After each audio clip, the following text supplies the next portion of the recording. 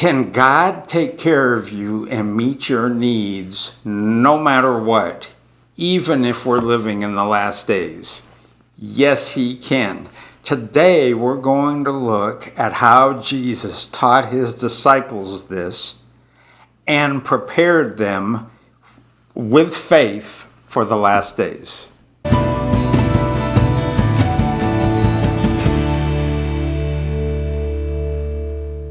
This is John Dowler of Prayer Builders in Winona, Minnesota. Okay, today we are gonna dive right into this, and we are going to be looking at the subject of having faith in the last days.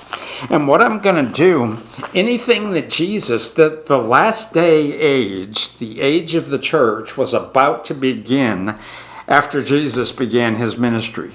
His ministry just went for several years, and then he died, went to hell, was resurrected, and raised up at the right hand of God the Father, and the church age began.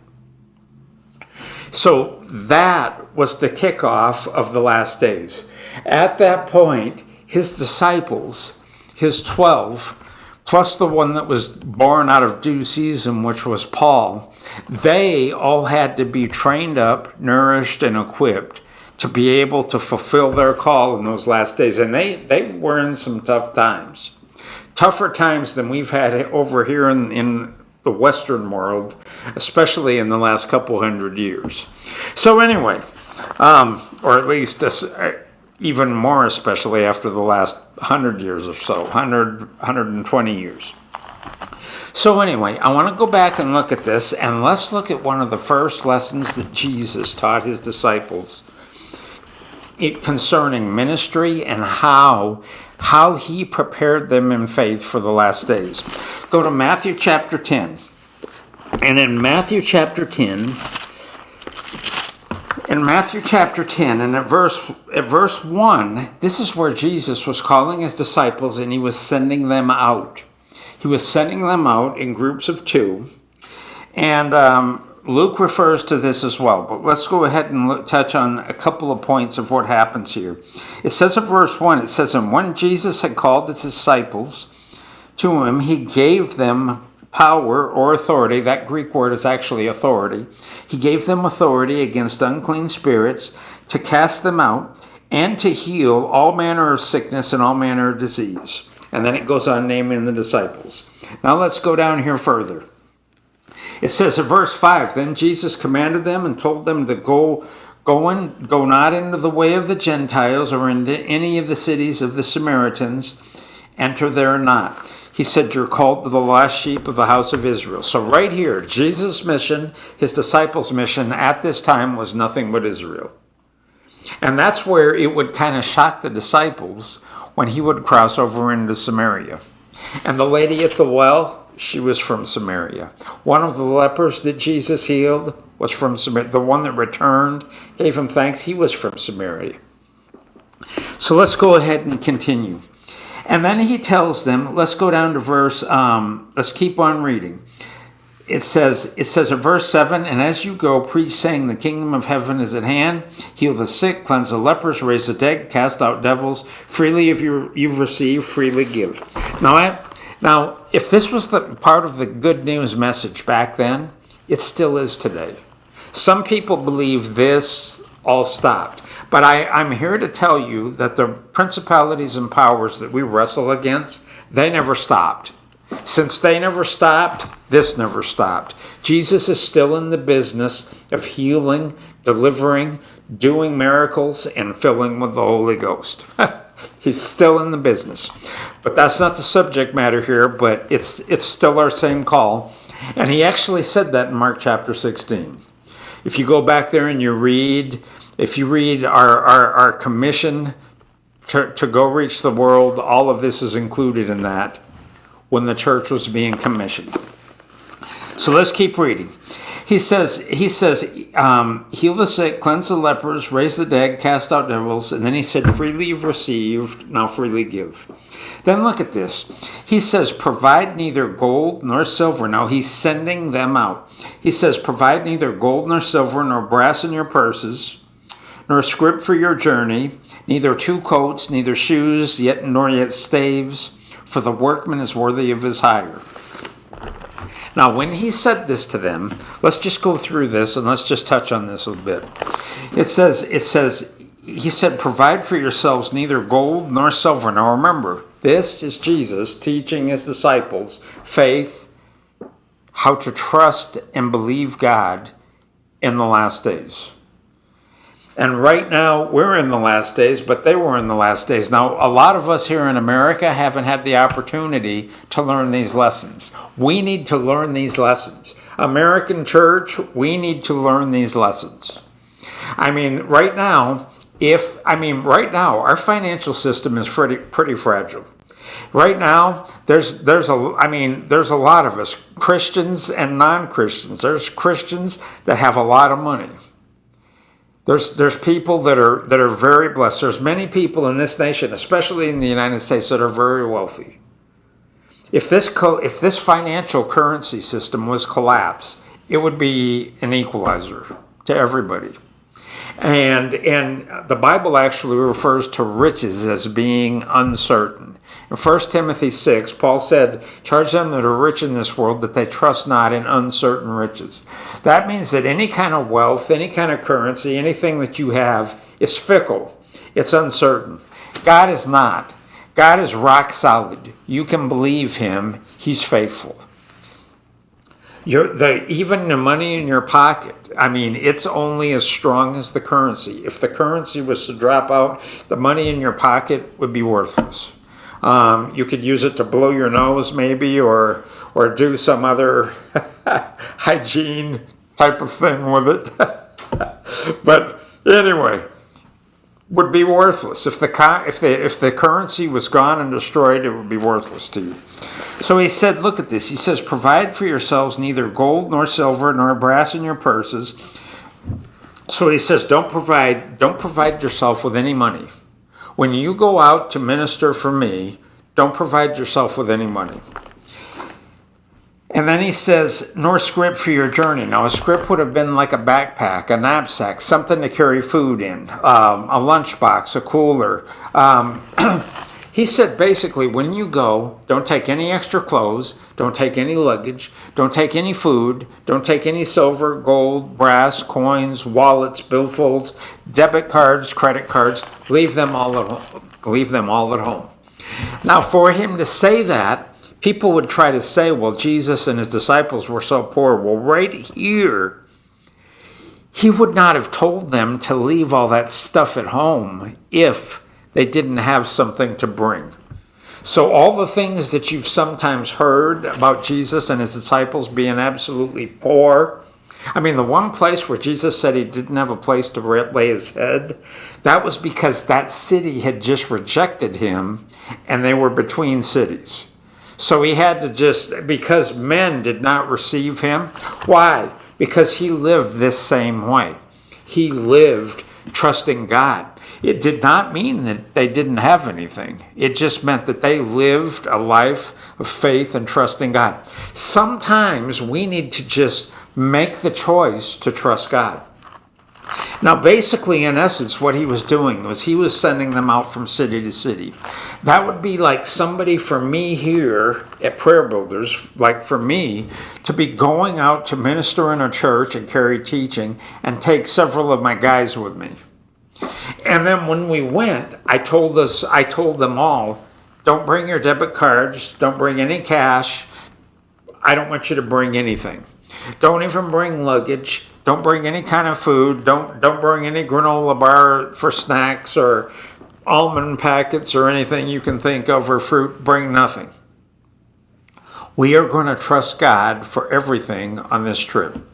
We're going to trust him for the food to get there, or the food once we get there. If we're there for days, we're going to believe him for the food, for people to provide that. We're going to believe him. We're going to believe him for the gas money to get home. We're going to believe him for lodging expenses, or for him to open up a place for us to stay. We are going to believe him for everything. We are going to trust him from everything. And he was sending them out from city to city, just like this. Now, we don't get to see a lot of the examples that happen here. But this happened earlier on in the ministry. And then now we don't see this coming up again till pretty late in Jesus' ministry. Go back to Luke chapter 22. So from whatever this time span was that Jesus initially sent out his disciples until now, anytime they would have went out doing what he said, to go preach the gospel, cast out devils, heal the sick, and so forth, every time they would have went out, these same rules would have applied. Okay? So now, and I'm teaching you principles. I mean, what would have been the whole process of this? It would have been for Jesus to teach his disciples faith and trust in God. Teach them how to trust and have faith in God on a daily basis. Like how Jesus, when he prayed the Lord's Prayer, Our Father which art in heaven, hallowed be thy name, thy kingdom come, thy will be done on earth as it is in heaven. Then he said what? Give us this day our daily bread. That was what they would have woke up beginning their day with when they were going from city to city. Lord, provide all our needs today. Give us all of our food. Give us anything we need. Now, me personally, I've lived this way. And maybe I'll get this. I may get in this tomorrow. I may give you some examples, and I think they'll be helpful to you. Because my wife and I, we have basically, we almost feel like we have lived a life of this right here, what I'm showing you right now. We have lived a life of this. And I never understood why we lived a life of this until now. And I believe, because I'm supposed to teach this. I'm supposed to teach people how to trust God. How to trust God no matter what's going on, no matter what's taking place, and being so persuaded that God is going to take care of you no matter what, that you don't skip a beat of joy, you don't skip a beat of peace. You know he has done this 1,000 times before. He's not going to fail us now. But let's go here to Luke chapter 22. And what's so funny is this is sandwiched between when Jesus said, you're going to deny me 3 times in Luke 22, verse 34, and down at Luke 39, when Jesus is in Gethsemane. And he has the prayer time with Peter, James, and John at Gethsemane before he's getting taken away to go be beaten and go be tortured and go be crucified. I mean, this is like at the very end. So this was one of the last things that's sandwiched between these two. And Jesus said this. Jesus knew he was getting ready to depart. So whatever that requirement was that he put on them, not to be taking things, basically not to be just paying for things that they could just take care of. No. Right now, if you can just take care of something, that's fine. But right now, you need to learn. You and I need to learn and know how to literally trust God for everything today if we needed to do that. And a lot of people right now, believers, wouldn't have a clue. A lot of believers would not have a clue. They would literally just sell out for anything in order to get a piece of bread. I mean, that is not the way we're supposed to be. We need to know how to believe God, trust God, and get our answers. So in Luke 22 and at verse 35, it says, and Jesus said to them, when I sent you out without a purse and scrip and shoes, he said, did you lack anything? Look at what their answer was. And they said, nothing. So for whatever the time span was from here way back to Matthew chapter 10, when he sent them out on their first journey and doing things, Their job was always, and they had been with Jesus through all these things, which feeding the miracles of feeding the 5,000, feeding the 4,000. But it was actually, one of those was actually more like 20,000, because that wasn't counting women and children.